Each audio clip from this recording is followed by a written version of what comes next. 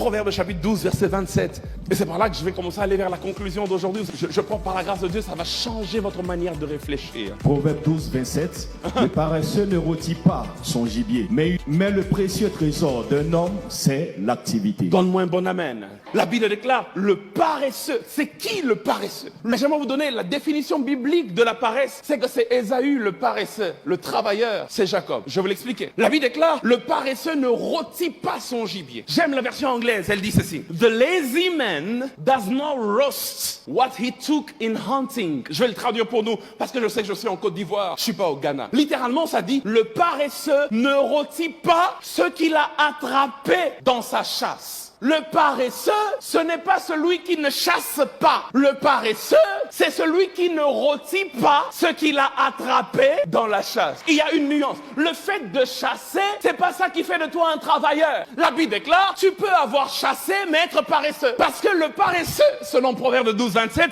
et c'est la parole de Dieu, ce n'est pas celui qui ne chasse pas. C'est celui qui ne rôtit pas ce qu'il a attrapé dans la chasse. Ici, le problème n'est pas l'activité principale, mais le problème c'est le management des ressources primaires. Qu'est-ce que je veux dire par là? Ce que je veux dire, c'est que celui qui ne transforme pas le produit de sa chasse, c'est celui-là qui est appelé paresseux selon la parole de Dieu. Attraper le gibier, c'est bien. Chasser le gibier, c'est bien. Le gibier attrapé, c'est ce qu'on appelle en langage économique le produit primaire ou encore la ressource primaire. C'est ton salaire de la fin du mois. Tu travailles 30 jours dans ta banque et à la fin du mois, on te donne ton gibier, on te donne ton salaire. Et tu vas dire, je suis un travailleur, je me lève à 5 heures et je finis à 20 heures chaque jour. Et puis je gagne, je sais pas, 1 million de francs CFA à la fin du mois. Moi, je travaille dur. La Bible déclare le fait de travailler dur et d'avoir un gibier à la fin, d'avoir un salaire à la fin. C'est pas ça qui fait de toi travailleur. J'aimerais changer le système de pensée de quelqu'un. La Bible dit, c'est pas ça qui fait de toi un travailleur. Le travailleur, c'est celui qui prend la ressource primaire et qui rôtit, qui transforme cela en une ressource secondaire. C'est celui-là le travailleur.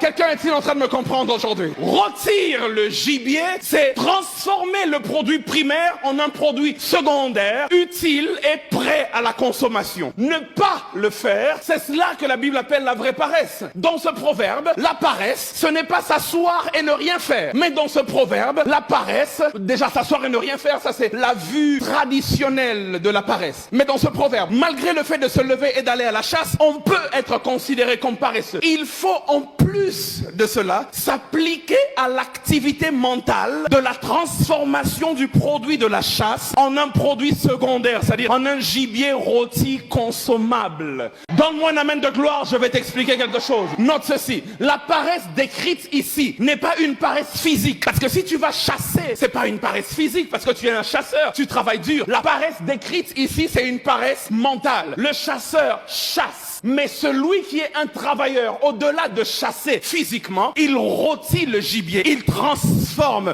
Ça demande des ressources mentales. J'ai beaucoup de gens qui travaillent dur, comme artistes, pasteurs, médecins, mécaniciens, vendeurs, dépendent malheureusement d'un salaire hebdomadaire ou mensuel. Et ils n'ont jamais réfléchi à comment investir leur revenu mensuel dans quelque chose de lucratif qui va les éloigner de la dépendance du salaire, la dépendance du gibier. Chasser, c'est ta profession. Chasser, c'est ce que tu fais dans la vie. Mais rôtir, c'est ce que tu fais avec ce que tu as gagné comme produit de la chasse. C'est là que l'entrepreneuriat vient. Tu continues d'aller au travail, mais tu as transformé le produit de ta chasse en un produit secondaire. Il y a un temps où il n'y aura pas de gibier, mais l'entreprise va continuer de tourner. J'aimerais dire à quelqu'un, je prie que Dieu t'inspire.